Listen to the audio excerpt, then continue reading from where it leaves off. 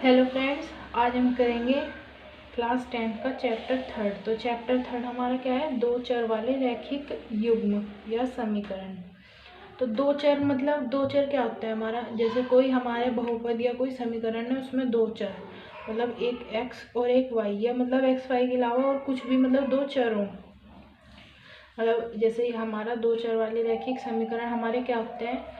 a1x plus b1y plus c1 is equal to 0 और a2x plus b2y plus c2 is equal to 0। ये हमारे क्या है? दो चर वाले दो रैखिक समीकरण है। ये एक समीकरण है, ये दूसरा। तो दो चर वाले दो रैखिक समीकरण है ये हमारे। क्योंकि ये दो चर वाले क्यों है? क्योंकि इसमें दो चर है, मतलब एक x है और एक y है। तो जैसे हमारा ये है, तो हमारा इसमें तो हमने a b और c मान लिया है। जैसे हमारा ये होगा, दो चर वाले हमारी क्या होंगी रैखिक समीकरण? जैसे 4x plus 6y minus 16 is equal to 0, या 6x plus 9y minus 9 is equal to 0। तो ये हमारे क्या होंगे? दो चर वाले रैखिक समीकरण। तो इसमें हमारा a1 हमारा क्या होगा? a1 होगा हमारा 4, b1 क्या होगा हमारा 6, c1 क्या होगा हमारा माइनस 16, a2 क्या होगा 6, b2 क्या होगा 9 और c2 हमारा क्या होगा माइनस 9। तो इसी के a1 a2 b1 b2 और c1 c2 के हमारे कुछ फॉर्मूले होते हैं जिसका इसमें यूज़ है। तो हमारे फॉर्मूला क्या होता है? तो सबसे पहले अगर हमारा a1 upon a2 is not equal to b1 upon b2, मतलब जैसे ये है तो 4 upon 6 is not equal to 6 upon 9, अगर ये हो तो पहले तो हमें निकालना पड़ेगा कि है या नहीं है। तो a1 upon a2 is not equal to b1 upon b2 हो तो उस रैखिक समीकरण के जो हल होगा वो अद्वितीय हल होगा। अद्वितीय क्या होता है हमारा?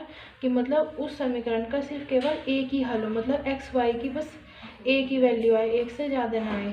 और इन्हें जैसे हम अगर ग्राफ पे अगर इसे बनाएंगे तो उन दोनों रेखाओं वे दोनों रेखाएं किस उसमें होंगी? मतलब प्रतिच्छेदी होंगी। मतलब एक ऐसे होगी तो एक ऐसी होगी, मतलब वे कहीं एक बिंदु पे प्रतिच्छेद करेगी, और जिस बिंदु पे वो प्रतिच्छेद करेगी वही उन समीकरण का क्या होगा? हल होगा। और अगर a1 upon a2 is not equal to b1 upon b2 हो तो उसको हम क्या बोलेंगे? संगत भी बोलेंगे। तो ये तीन चीज़ें हैं इसके लिए, a1 upon a2 is not equal to b1 upon b2 के लिए। दूसरा हमारा होता है a1 upon a2 is equal to b1 upon b2 is not equal to c1 upon c2 हो तो उनकी जो रेखाएं, अगर हम उनका ग्राफ बनाएंगे तो उनकी रेखाएं कैसी होंगी? समांतर होगी। समांतर मतलब उनके बीच का गैप क्या होगा? एकदम सेम होगा। तो सेम होगा तो वे रेखाएं उन्हें कितनी आगे पीछे बढ़ा लो तो वो कहीं कहीं भी नहीं कट करेगी एक दूसरे को। तो इसका मतलब उनका कोई भी हल नहीं होगा। तो कोई हल नहीं होगा अगर ये वाला हमारा हो तो। और उसे क्या बोलेंगे? असंगत। अगर a1 upon a2 is equal to b1 upon b2 is not equal to c1 upon c2 हो तो उसका समांतर रेखाएं होंगी, कोई हल नहीं होगा और क्या होगा? असंगत होंगी वे। और तीसरा हमारा होता है अगर a1 upon a2 is equal to b1 upon b2 is equal to c1 upon c2 हो तो अगर हम उन समीकरण या उन रैखिक समीकरण का अगर हम ग्राफ बनाएं तो उनकी रेखाएं कैसी होंगी? संपाती। संपाती क्या होती है? मतलब पहली समीकरण की ये रेखा और दूसरी की भी उसी के ऊपर हो, मतलब पहली भी यही रेखा और दूसरी भी यही रेखा।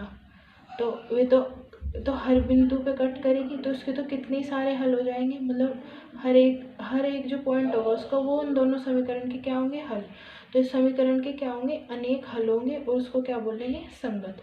तो इन्हीं फॉर्मूले से हमारा क्या होगा? चैप्टर 3। तो सबसे पहले हम देखेंगे एक्सरसाइज 3.1। तो एक्सरसाइज 3.1 में फर्स्ट क्वेश्चन क्या है हमारा? आफताब अपनी पुत्री से कहता है, 7 वर्ष पूर्व मैं तुमसे 7 गुनी आयु का था, अब से 3 वर्ष बाद मैं तुमसे केवल 3 गुनी आयु का रह जाऊंगा। इस स्थिति में कोई बीजगणितीय एवं ग्राफीय रूपों में व्यक्त कीजिए। तो सबसे पहले इसमें हम क्या करेंगे? क्योंकि ये चैप्टर दो चर वाले रैखिक समीकरण है तो सबसे पहले हम क्या मानेंगे? माना आफताब की आयु इज इक्वल टू x वर्ष और पुत्री की आयु क्या होगी? y वर्ष। तो इसमें सबसे पहले कहा गया कि 7 वर्ष पूर्व, तो 7 वर्ष पूर्व आफताब की आयु क्या होगी? x माइनस 7 वर्ष, और 7 वर्ष पूर्व उसकी पुत्री की आयु क्या होगी? y माइनस 7 वर्ष। तो क्योंकि उसने कहा है कि 7 वर्ष पूर्व वो अपनी पुत्री की आयु का 7 गुना हो जाएगा। तो उसने क्वेश्चन में उसने क्या कहा है कि आफताब की आयु जो है वो 7 गुनी है उसकी पुत्री की आयु की। तो आफताब की आयु क्या है x माइनस 7 और पुत्री की आयु क्या है उसकी y माइनस 7 इंटू 7 है। तो x माइनस 7 इक्वल टू इसकी ब्रैकेट में मल्टीप्लाई करेंगे तो क्या हो जाएगा 7y माइनस 49। तो y वाली टर्म को इधर ले आएंगे तो क्या होगा x minus 7y is equal to minus 49 plus 7। तो ये हमारी क्या बन जाएगी x minus 7y is equal to minus 42। इसको हम क्या मान लेंगे पहली समीकरण मान लेंगे। तो ये हमारा फर्स्ट हो गया। फिर इसने दूसरे में उसने क्या कहा है कि 3 वर्ष बाद, तो 3 वर्ष बाद आफताब की आयु क्या होगी x प्लस 3 और उसकी पुत्री की आयु क्या होगी 3 वर्ष बाद y प्लस 3। तो उसमें क्वेश्चन में उसने कहा है कि आफताब की आयु उसकी पुत्री की आयु की क्या है 3 गुनी। तो 3 वर्ष बाद आफताब की आयु क्या थी x प्लस 3 और पुत्री की आयु क्या थी y प्लस 3। लेकिन उसने क्या कहा है कि 3 गुनी हो जाएगी पुत्री की आयु की। तो पुत्री की आयु में हम क्या करेंगे 3 से मल्टीप्लाई। तो x plus 3 is equal to 3y plus 9। फिर y वाले को हम इधर ले आएंगे तो क्या हो जाएगा x minus 3y is equal to 9 minus 3। तो ये क्या बनेगी x minus 3y is equal to 6। ये हमारी क्या होगी दूसरी समीकरण। तो सबसे पहले हम देखेंगे समीकरण 1 से, क्योंकि हमें इसमें ग्राफ बनाना है। तो हम क्या करेंगे इस समीकरण से या तो हम x का कोई भी मान निकाल लेंगे, y का किसी का भी निकाल सकते हैं, वो हमारी मर्जी है। तो हम इसमें किसका निकाल रहे हैं y का। तो x minus 7y is equal to minus 42 ये हमारी पहली समीकरण थी। तो हम x को इधर ले आएंगे तो minus 7y is equal to minus 42 minus x। इसमें से हम क्या करेंगे माइनस कॉमन लेंगे, माइनस कॉमन लेंगे तो अंदर क्या बचेगा 42 प्लस x। इधर क्या है माइनस 7y, माइनस से माइनस कैंसिल हो जाएगा। तो y इज इक्वल टू क्या बनेगा 42 प्लस x अपॉन 7। अब हम क्या करेंगे जो हमारी ये इक्वेशन बनी है इसमें x का मान रखेंगे कुछ भी, यानी 1 2 3 4 5 0 कुछ भी रख सकते हैं। तो हमारा क्या आ जाएगा y का मान। तो सबसे पहले हमने क्या करा इस समीकरण में y इज इक्वल टू क्या रखा 0 रखा। तो क्या हुआ y is equal to 42 plus 0 upon 7। तो 42 अपॉन 7 इज इक्वल टू 6। तो 0 पे क्या है हमारा 6, 0 रखने पे हमारा y का मान क्या है 6। तो x क्या हो गया 0, y क्या हो गया 6। फिर हम रखेंगे s इक्वल टू 7 रखने पर हमारा क्या है 42 प्लस 7 अपॉन 7 49 अपॉन 7 से उसको डिवाइड करेंगे तो 7 आएगा। तो 7 पे क्या बना 7 मतलब x भी 7 और y भी 7। फिर हम रखेंगे x is equal to minus 7 रखा तो क्या हुआ 42 minus 7 upon 7 is equal to 35 upon 7। 35 को 7 से डिवाइड करो तो क्या आएगा 5, क्या है 5। तो हमारा इस पे क्या बना माइनस 7 और 5।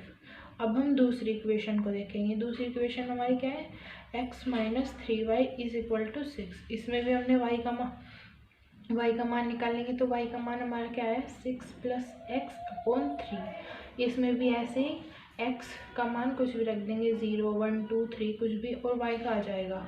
तो x इज इक्वल टू 0 रखा तो हमारा क्या है 6 प्लस 0 अपॉन 3 क्या हो गया 6 अपॉन 3। तो 3 2 ज़ा 6, तो 0 पे क्या आया 6।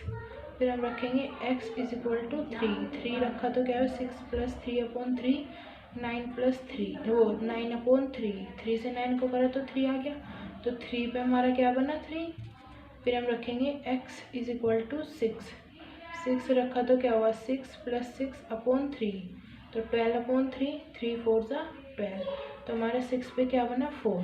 तो अब हमारी जो ये दोनों जो हमारी टेबल बनी है इससे हम क्या करेंगे ग्राफ ड्रॉ करेंगे। इसका ग्राफ पेज पे भी कर सकते हैं और वैसे भी स्केल से। तो सबसे पहले हमने ग्राफ बना लिया। ये हमारा क्या होता है एक्स अक्ष होता है, ये हमारा वाई अक्ष। इधर एक्स पॉजिटिव इधर निगेटिव, इधर वाई पॉजिटिव होता है और नीचे की तरफ वाई क्या होता है निगेटिव। तो सबसे पहले हम इस वाले का निकाल लेंगे जो हमारी फर्स्ट इक्वेशन थी। फर्स्ट क्या आती है हमारी 0 पे 6। तो 0 कहाँ होता है हमारा 0 0 यहाँ होता है। 0 पे एक्स का मान क्या है 0, वाई का क्या है 6। तो 6 पॉजिटिव किधर होता है, ऊपर की साइड। तो हमारा 0 6 कहाँ बना, ये रहा 0 और 6। फिर हमारा दूसरा क्या है, हमारा 7 पे 7।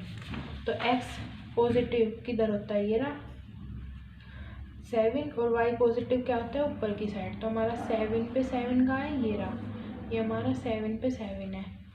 थर्ड क्या है इसमें, -7 पे 5, -7 पे 5, माइनस का होता है x, ये रहा -7, और पॉजिटिव किधर होता है y, ऊपर की साइड। तो -7 पे 5 ये हुआ। ये हमारे 3 पॉइंट आए पहली वाली इक्वेशन के। इस लाइन पे हम लिख भी सकते हैं, हमारी क्या इक्वेशन थी, y = 42 + x/7 का। तो हमारे ये 3 पॉइंट आए थे, 0 पे 6, 7 पे 7 और -7 पे 5। तो हम इस वाली लाइन को क्या करेंगे, ये जो तीनों पॉइंट आए इनको मिला देंगे। ये मिला दिया। अब हम दूसरे का बनाएंगे ग्राफ। दूसरा क्या है हमारा, 0 पे 2। 0 पे 2 कहाँ आएगा, 0 ये रहा, और प्लस y कहाँ होता है, ऊपर की साइड। तो 2 ये रहा, तो 0 पे 2 कहाँ बना, ये। फिर क्या है, 3 पे 3। तो 3 पे 3 कहाँ आएगा, 3 ये रहा, और प्लस किधर होता है y, ऊपर की साइड, ये रहा। 3 पे 3 हमारा ये रहा। थर्ड क्या है, 6 पे 4। 6 पे 4, 6 का है हमारा, ये रहा, 4 का है हमारा, ऊपर की साइड पॉजिटिव, ये रहा। तो ये हमारे 3 पॉइंट आए, 0 पे 2, 3 पे 3, 6 पे 4। ये हमारी दूसरी इक्वेशन थी, y = 6 + x/3। तो ये हमने मिला दिया, ये तीनों पॉइंट को मिलाए। तो ये तो हमारा पेज पे तो आगे कहीं बढ़ नहीं रहा, लेकिन अगर हम ग्राफ पे बनाएंगे तो ये रेखा एक दूसरे को एक पॉइंट पे जाके क्या करेगी, कट। तो जिस भी पॉइंट पे कट करेगी जाके, वो इस क्वेश्चन का क्या होगा, आंसर। क्योंकि एक जगह x की वैल्यू आएगी और एक जगह y की वैल्यू आएगी। तो वो x क्या होगा ना हमारा, वो होगी हमारी, इसमें क्या होगी, आफताब की आयु, और y क्या होगी, उसकी पुत्री की आयु। तो अगर आप इसको ग्राफ पे बनाओगे तो ये दोनों रेखाएं आगे किसी पॉइंट पे जाके कट करेगी, और उसको आप मेज़रमेंट करना ग्राफ पे, वो क्या पॉइंट आएगा। तो जो भी पॉइंट आएगा 1 2 या 6 8 जो भी आएगा, मतलब वो क्या, पहली क्या होगी, उसके आफताब की आयु, और दूसरी क्या होगी, उसकी पुत्री की आयु। तो ऐसे इसके दोनों क्वेश्चन हो जाएंगे। तो ये हमारी क्या होगी, एक्सरसाइज 3.1 कंप्लीट। अगर आपको क्वेश्चन ना हो तो आप कमेंट बॉक्स में लिख सकते हैं। अगली वीडियो में आप फिर वह क्वेश्चन, मैं उसका सॉल्यूशन आपको भेज दूँगी। Thank you.